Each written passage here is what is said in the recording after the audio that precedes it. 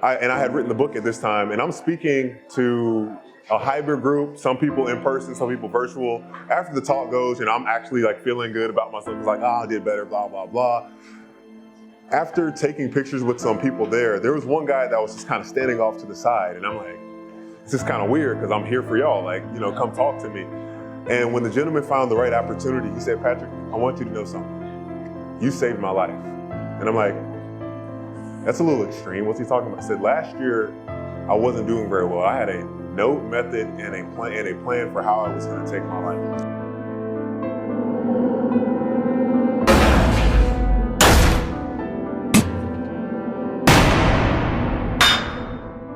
What if you were a University of Florida basketball standout and then you played a little bit in the NBA and then played overseas professionally, became a new parent, and then the very next minute you're in a car accident, you lose your ability to walk, and you're in this journey to fight back and walk again. You're in the middle of the journey. We know that's not a destination, and we have to realize sometimes we have to sit to rise. So come with me and listen to this amazing story of resilience and determination and the journey to be upright once again. Shawn French, what up?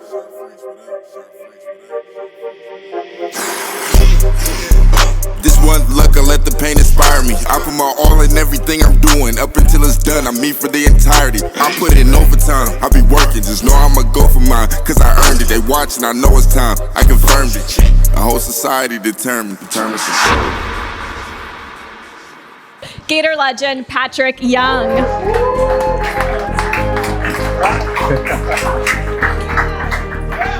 What's up, everybody? We are back at Lynch's Irish Pub in Jacksonville Beach, Florida, with UF legend Patric Young, SEC basketball analyst, man of faith, man. So great to meet you. So great to meet you as well. Absolutely. No, this is the first time I think I've been in Lynch's in the daytime, so I was kind of lost, but I found my way around. That's good, man. Yo. Didn't know they had food is really good too. They had the shepherd's pie. So what'd you have? The shepherd's pie? Shepherd's pie. It was good. Yeah. Oh man. Absolutely. The French fries are banging too. Oh no way. Yeah. So you hear that, guys? You gotta get the shepherd's pie and the French fries. It's good. Eat all the food, but man, I'm just so happy to see you here with you. I admire you from far for a lot of years, and it's just a really cool part of the journey with the show is getting to meet people that I used to watch on TV and get to know them at a deeper level, man. So for those that don't know you, man, tell them a little about your background, kind of the things that you're going through now.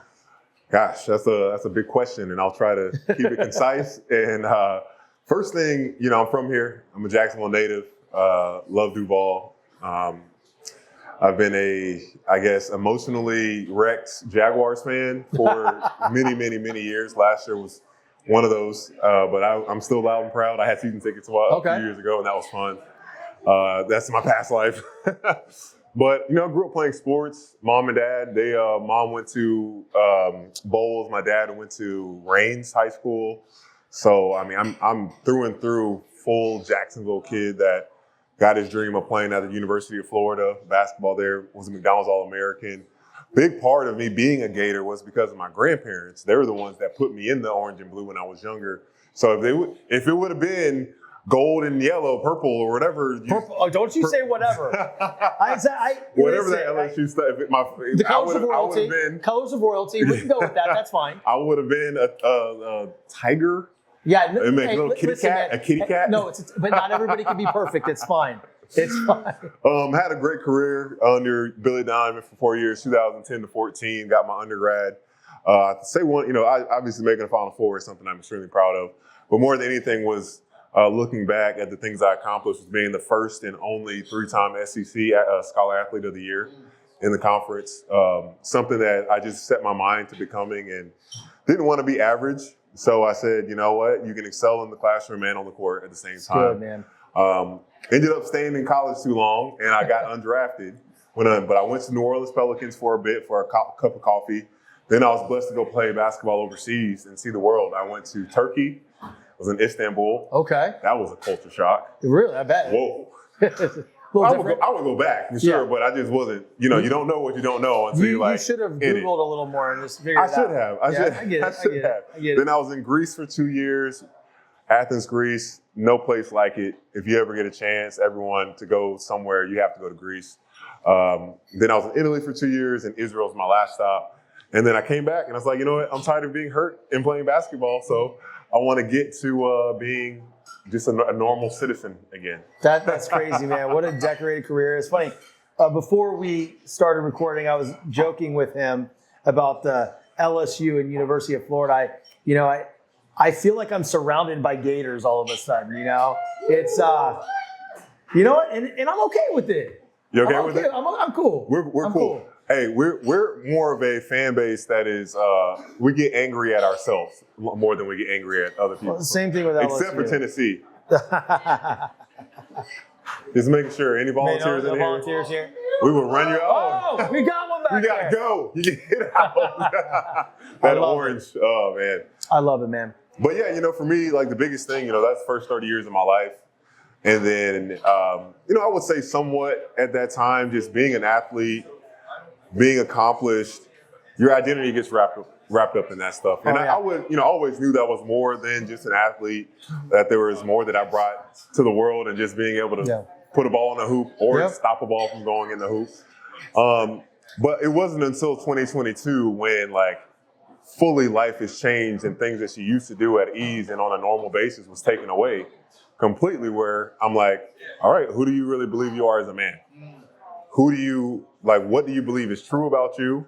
Are you gonna remain a victim of this thing that happened, or are you gonna turn it into something that can be a victorious thing that can inspire others? And I chose the latter, and it wasn't easy, and it's still not easy because I'm still in the middle. Right. But it's challenged me so much and changed me so much as a person, understanding everybody is going through something. And just if you can, for me, and you've done it a lot, being able to just inspire and know that you've done something to impact someone else's life, the feeling of that, there's nothing better. There's no trophy I could have ever won that would be better than hearing somebody, breaking an addiction or just changing a complete generation or cycle of their family or their life. That, who knows what the repercussions of that are going to be. No, for sure, man. And you said it best, 2022, your kind of life unraveled a little bit as you know it, and another identity transition, right? You had that accident and, but hey, man, I'm still sitting here with you and you're still way over here and I'm like this little midget down here. You're still, you're still there. But, it's hard being tall when you need a medical health issue. Yeah. Because most things aren't made for tall people. Right. In this world. Yeah. In general. Or buff people, as we were talking earlier. Buff. Did everybody hear that? I appreciate that. And, but those are those moments, right? The Determined Society really highlights these stories of resilience and determination. And, there's a lot of things that can happen to you throughout your life. Maybe you get fired or you don't get the promotion. If people pass away, but for you, physical body was injured. And now you're in this battle because from what I understand, you're fighting back. You're gonna be upright. You're gonna be upright again. And, right. Yep. And so, talk to everybody talk to the audience about the type of determination and resilience that you have to display. I mean, the word determination is so pinpoint because I just remember, I had the accident. I was 2 weeks life flighted from Nebraska to South Dakota, Sioux Falls. I was there for 2 weeks. Then I got transferred to a hospital in Denver, Craig Hospital. And I was there for 5 weeks. We thought I was going to be there for much longer just because that was the standard protocol before they release you and feel like you're skilled enough at that point to take care of yourself. And it was, I don't know, the first week or the second week being there at Craig, something just snapped in my mind. And I was like, let's go. What are you waiting for? Life is now. So what if it's not easy? And it's crazy because at Craig Hospital, they put you on a schedule. And my schedule was from 8 a.m. to 5 p.m. with a 1 hour break.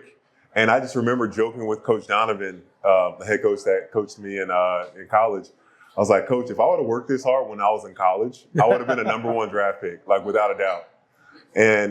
But embracing that, because there were so many people there at the hospital, and rightfully so, justified, going through something that is so emotionally overwhelming, it's hard to just pick yourself up and pick yourself up and believe. But because there were a lot of people that were capable of getting better, having better, higher chance of of rehabilitation than but their just soul was so crushed they could not push through and accept where they are to get to where they wanted to be. And it's heartbreaking for me to see people do that, because I'm like, dang, I wish I had your chances. I'm going to make up. But I was like, you know what? Whether that one day happens that I'm wishing for or not, life is now. Yeah. Life is today, and I'm not going to wait if joy is something that we can embrace and live today versus being bitter. Nobody will fault me for being mad, for being bitter, for, wanting to stay inside and take life slow and those things. But I'm like, that's not helping anything. And that's only keeping me in that victim category. That's not a person that's trying to overcome this thing. And that's who I've committed myself to be. That's the thing. It's a choice, right? It's like you have every right to be upset, every right to be mad, and other individuals that are in the same type of situation. But it's like, how are you going to impact like that? You can't impact yourself, because then you stay there, right? And like I said, life is now. So we don't know what's going to happen tomorrow. Right. Let me be happy now. Yeah. Let me have joy, be filled with joy now. And then, what you're doing is you're an SEC basketball analyst. You're living life. You're doing your motivational speaking, and you're fighting. Like, you're setting an example. It's a balance, because I am a person that we all struggle with patience at times. Oh, right? come on now. You can't speed up God and you can't speed up doctors. Right. That's for sure. Right. So, my first year after the accident, and this is one of the craziest stories, I had the speaking engagement with Johnson & Johnson. It was such a blessing. This was November. This was like 3 or 4 months after the accident. It's like, here we are. Here we are. Are you ready? Are you sure? And I was just like, you know what? Dude, it's still so raw at that point. Yeah, for sure. Absolutely. Let alone being a new husband and a new dad at that time as well. Like, it was a lot to battle, because I didn't have this overcoming, I'm through with it story. You can do it too. It was more like, this is what happened. This is how I'm like going to strive to embrace it and make the most of it. I wasn't refined as a speaker at that time. And, we can get critical ourselves when, oh man, I should have asked this question. I should have did this and that. And I come from that event and just continue on about my life, and more opportunities come. But again, it's a lot to juggle with having this life-changing injury, needing to rehab, being a dad, being a husband, a lot to juggle. But that time allowed me just to learn so much about myself as well. Being in the thick of it with all the pressure and stress, and, there's a standard that I tried to hold myself to as a man, and it's just so hard. Yeah. Because a part of that standard is never giving up. Never allowing yourself to say, I quit. Yeah. And there were many a times, man, where I was just like, I don't have an answer for this. But I'm just so thankful for the people that I had around me, because what's so cool, last year I was in the hospital for a long time. I got the opportunity after I got discharged to speak to that company, Johnson & Johnson, again. Spoke to the company. I feel more refined. I experienced more life. I have more stories to tell. I'm funnier, in my opinion. You are pretty funny. Man. In my opinion, I find funny looking. I know funny looking. No, you're not funny looking. You're handsome, but you're funny. So, I had written the book at this time, and I'm speaking to a hybrid group, some people in person, some people virtual. After the talk goes, I'm actually like feeling good about myself, because like, I did better, blah, blah, blah. After taking pictures with some people there was one guy that was just kind of standing off to the side. And I'm like, this is kind of weird, because I'm here for y'all. Like, come talk to me. And when the gentleman found the right opportunity, he said, Patrick, I want you to know something. You saved my life. And I'm like, that's a little extreme. What's he talking about? He said, last year, I wasn't doing very well. I had a note, method, and a plan for how I was going to take my life. Oh, boy. He said, I wasn't in person, but I heard you speak. And in the beginning of your struggle, it just changed my perspective on my entire life. And I mean, dude. What's worth more than that? What's worth more than that? Seriously. Because that's somebody's son, that's somebody's husband, dad that's thinking about taking himself. And who knows what ramification that has on that rest of his family's life. Well, not even that, just the impact of the world, right? Yeah. What impact is that individual not going to make because they're not here? And you playing that part, man, that's the most impactful thing I've That's why you got to show up. Yep. That's why even in the middle, and showing up doesn't mean having to do something profound. It can literally just be getting out of bed, or just like, I've had people just tell me, knowing that I'm still going through this, that, hey, it's a blessing that you just immerse yourself back into society and just like you're you. Some people hide.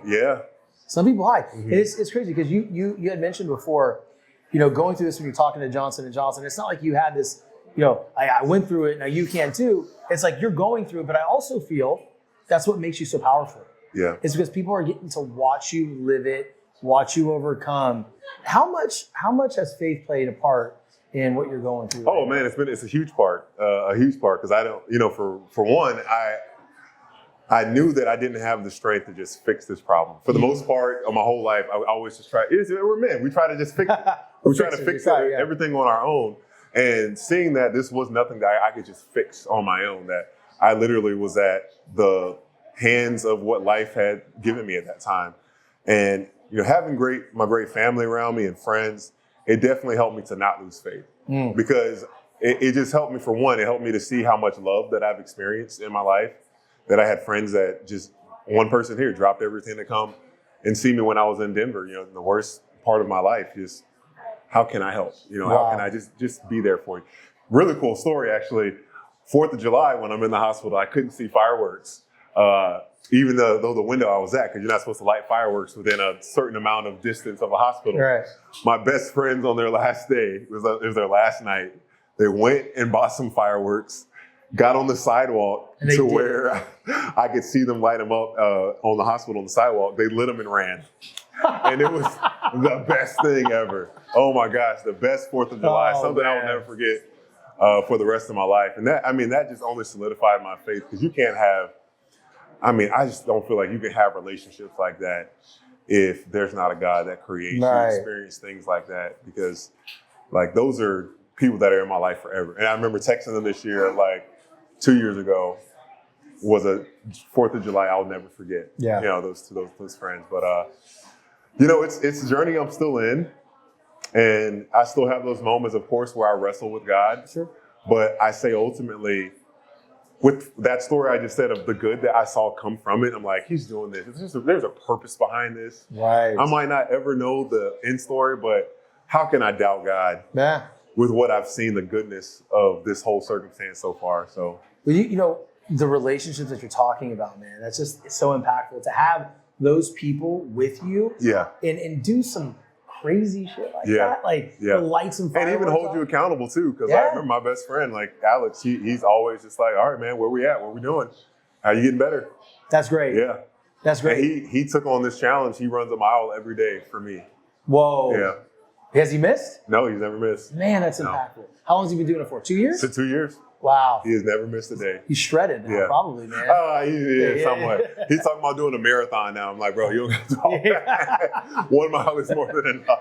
I'll do a marathon like a golf cart. I'm not a runner. I was never a runner. Right. You put me in a gym and you want to make weightlifting and cardio, I'll do that. Yeah. But when it comes to just it's not fun. My mind wanders too much. Too much. It's way too much, man. But it's determination isn't always pretty, right? No, it's not. It's like you said, you struggle with it. You wrestle with it, and it's like people think that you're supposed to wake up every single day and have this massive amount of motivation and be excited about the challenges in front of you. Yeah. And it's really ultimately never like that, It's great when that does happen. If that happens. Wow. I'm waiting. It doesn't happen very often. It's like the alarm clock goes off at 4, it's like, all right, well, I got to go do this because I said I was going to go do it. Yeah. And you're it definitely helps when you have accountability, if you have other people that are counting on you too. Yes. That does help. Yes. That definitely helps. But when it's just you by yourself, we lie to ourselves more than lie to ourselves, deceive ourselves, flake on ourselves. How many times have you broke your word to yourself, man? Oh my gosh. We wouldn't dare let a person like that be in our lives. No, but we do it to ourselves. We do it to ourselves all the time. It's crazy, man. And I think that, the journey is this, right? It's simple. It's like, would I break my word to my wife, to my children? No. And if you did, you feel terrible about it. I'm going to hear about it. She's going to tell me. Love you, baby. She's going to tell me, right? But we can negotiate so much with ourselves. Yeah. And I think the important thing, especially the journey you're on, is no negotiation. Yeah. Zero. Yeah. Zero. How often do you have to remind yourself of that? I'm glad you said that because it reminds me that's the one thing what made Kobe Bryant great. He literally said, I remember one of his interviews, I don't negotiate with myself. If I said I'm going to do something, I'm going to do it and follow through. And yeah, I mean, I can even get just distracted with success that I'm having, that doors are being open and lose sight of the main thing being the main thing, which is like, hey, your big goal is to walk again. Are you still acting in a way that votes? Yeah. I mean, I used to get so offended by, it's a story in scripture where Jesus comes to this man that had been paralyzed pretty much his whole life. And the first thing he asks, do you want to walk? And I'm like, dude, what do you think? Of course he wants to walk. But I realized so many people get attached sometimes to their identity that they have a fear of who am I going to be if that thing actually goes away. It's a transition, absolutely. I'm no longer identified to that thing. And then it's like, are your actions, I mean, 38 years is a long time. I would think that he probably had doubt that it was going to even happen for him. And I just, I've seen that there has been miracles. So many people that have been told they won't walk again. People learning how to walk again after 39 years, 40 years. And I'm like, all right, I don't need a yes. Or if you're going to give me a yes or a no, I just want a yes or no. Just give me a yes or no now and I'll just operate in that because I don't want to be like, hey, when's it coming? To this idea 40 years from now and be like, finally. But see, that's the thing though, right? But that's the thing. It's like, when we're going for something, we're shooting for a goal. In your case, it's to walk again and to do that. It's like we can't worry about the time frame. Oh, you can't. We have to worry about what's in front of us today. Yeah, that's it. What can I do right now in the process, in the rehab and everything to get me to that? See, that's the reward. That's the journey.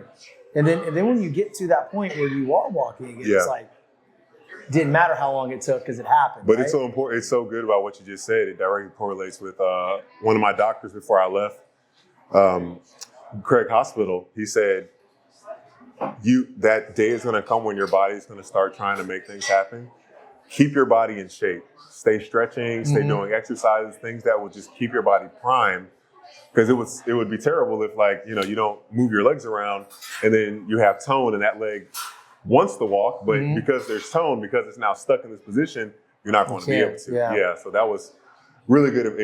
Directly with what you said. It's just being small and consistent and focusing on that big goal. Let your why be as strong as it needs to be. So when you don't feel like progress is happening, you still just keep going. Well, that's it. You heard it right there. When you feel like progress isn't happening, you still keep going. Stay focused on your why. Let the main thing be the main thing. Yeah. And dude, I just appreciate you so much. Yeah, thank you for having me. Thank you so much for coming on, bro. It's Patric Young, everybody. Thank you.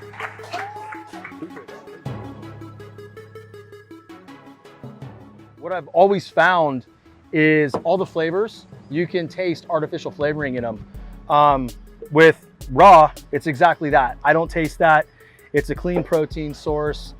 Tastes great, and I'm not putting a lot of things in my body that aren't good for you. The biggest thing that I will say that I love about raw nutrition and Bum Energy is they're all natural ingredients and they're third-party tested. So what that means is an actual lab test is to make sure what's in the product is actually what is stated on the label.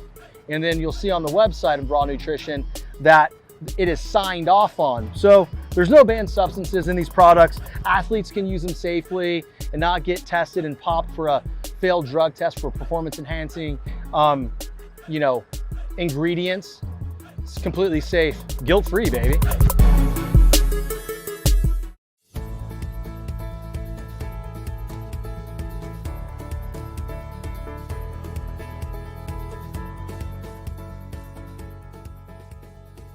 George Garcia, my man, hey, thanks so much. Dude, you're a local guy from Jacksonville Beach, the beaches. This is a community.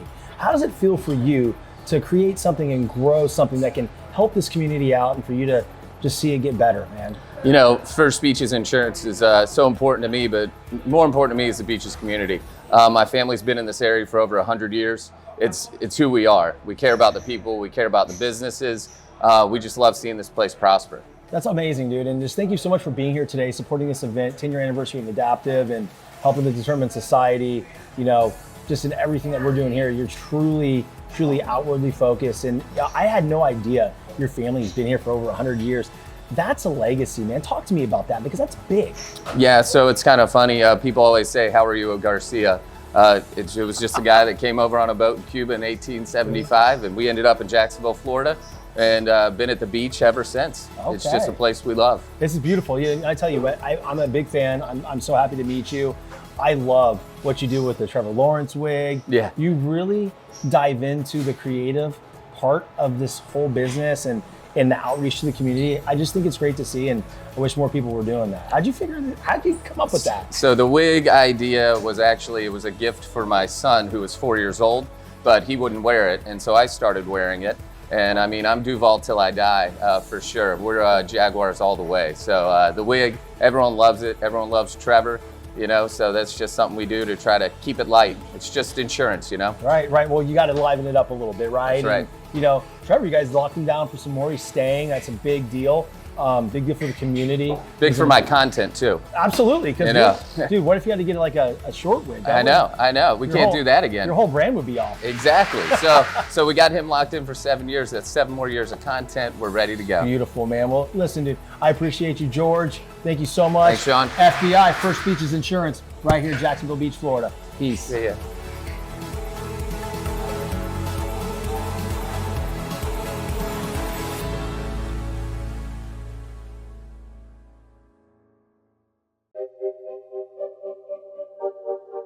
Shawn French, what up?